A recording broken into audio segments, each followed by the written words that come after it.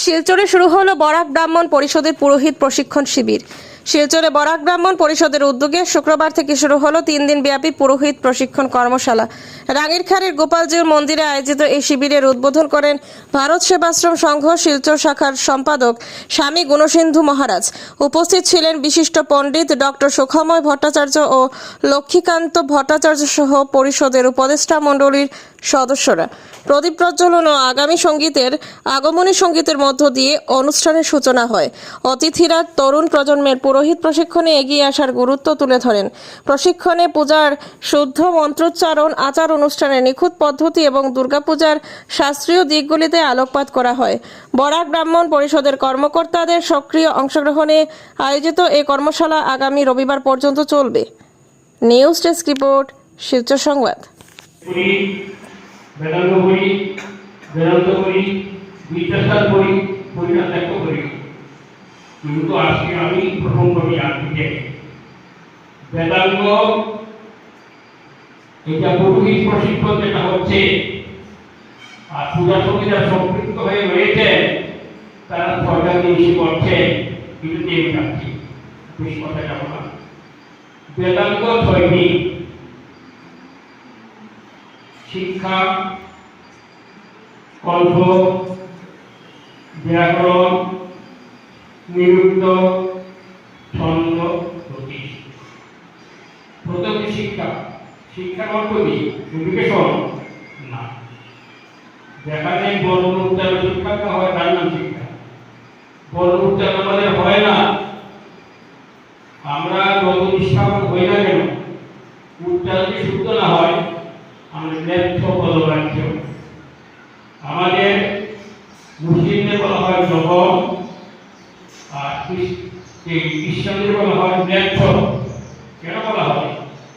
আপনারা কিন্তু ন্যায্যতা না, উচ্চারণ সঠিক না।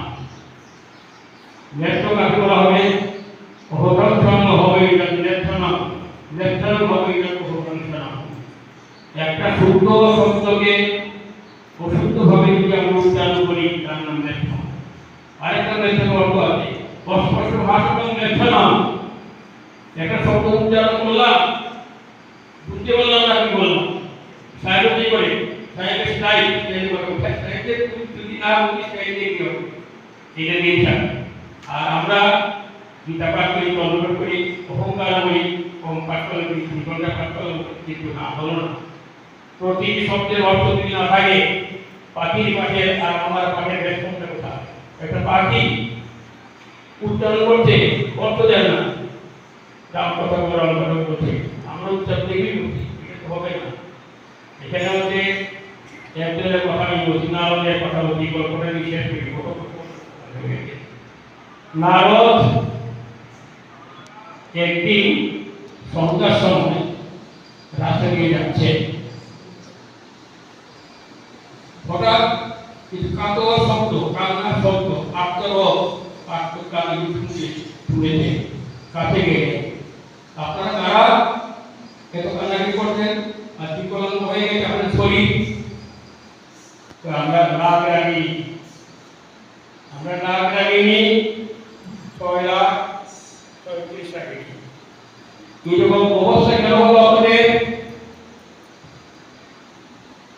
নারদ প্রশ্ন করছে। নারদের অশুদ্ধ গানের জন্য আমাদের এই অবস্থা হয়েছে। নারদের সঙ্গীতের সংস্কার, ওনার গানের জন্যই রাত লাগিয়ে আসছে অবস্থা। আমরা তো কত অপরাধ করছি, সঙ্গীত পাঠ করে ঠিক নাই। নারদের মতো ব্যক্তি যিনি সঙ্গীত শাস্ত্র লিখেছেন, সঙ্গীত ওনাকে বলছেন রাত লাগিয়ে, ওনার উচ্চারণ শুদ্ধ না হওয়ায় আমরা বিকলাঙ্গ। উনি বদল করলেন, আমি গান জানি না, ঠিক আছে, আপনাদের বিকলাঙ্গ শরীর আবার সুন্দর হয়ে উঠবে কি করে? বলছেন যদি শিব ঠাকুর গান গান নারদ গেলেন শিব ঠাকুরের কাছে, রাত লাগিয়ে দুঃখিত হয়ে আছে, আপনি গান গাইলে হবে না। আমি তো গান গাইতে পারি, কিন্তু আমাদের শুদ্ধ লাগবে। তিনি মনোরূপের গানে উপলব্ধি করতে হবে এরকম মান লাগে। না যখন কি বুঝলেন, গায়ক না, শ্রোতাও না, উনি আবার হজম করলেন বলে আমি তো গান গাইতে পারি কিন্তু শ্রোতা লাগবে, শ্রোতাকে বলো যে ব্রহ্মা আর বিষ্ণু, ব্রহ্মা